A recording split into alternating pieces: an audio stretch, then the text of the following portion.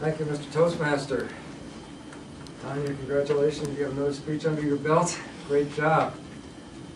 Tonya's speech today was the number 4 speech, How to Say It, where the speaker is to use words and arrangements of words that effectively communicate his or her message to the audience. The speaker should select clear, accurate, descriptive, and short words and choose verbs that convey action. Sentence and paragraph construction should be simple and short. The speaker needs to include rhetorical devices, avoid jargon, and unnecessary words. Speech to try to prepare for it. And it's just as hard to try to evaluate it.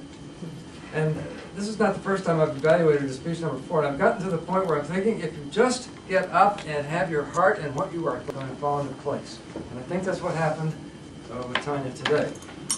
She came up to the lectern, she had a good approach, she came up with confidence, it was clear she was going to take over and be in charge, and that was good. But perhaps the biggest thing I noted about Tonya is she was a great storyteller. All her speeches have been a story of some sort about her life and her life's experiences. And those really lend itself to a speech number 4 because you're going to be bringing up the words and avoiding the jargon because you lived the story. And you're right up there with Joe Tacker almost. So just keep up the great work in that regard. You had some good humor in the speech. And we're talking about I'm signing up for a sleepover, not another country. And we laughed. You were able to have repetitive phrases where I hold your speech in again and again. You've done this in previous speeches, and this is an excellent technique, and the rest of us can learn from you doing that. So we thank you. Using the words, again, you said divided by the tracks any number of times, which again brought out the point you were trying to make. One, you had opposites of words like a flash of revelation or a slow down, or slow dawn, I'm sorry. So again, very good balance on this sort of thing. I didn't notice any grammar that was out of line, but I'll leave that for the grammarian.